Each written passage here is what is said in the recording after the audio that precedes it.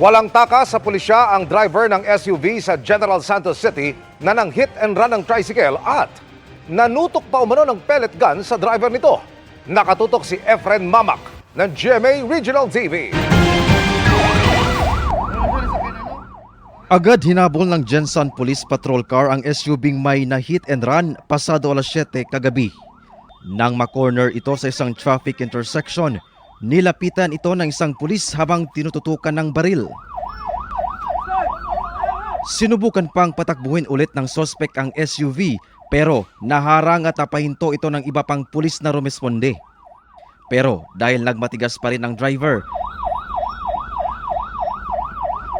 hinila na siya ng mga pulis mula sa driver's seat at inaresto.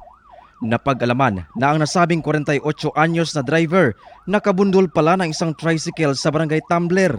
Tinutukan pa niya ang nagmamaneho ng tricycle ng pellet gun bago tumakas. Allegedly, meron siyang pellet gun na dala-dala. Ito recovered doon sa kanyang sasakyan.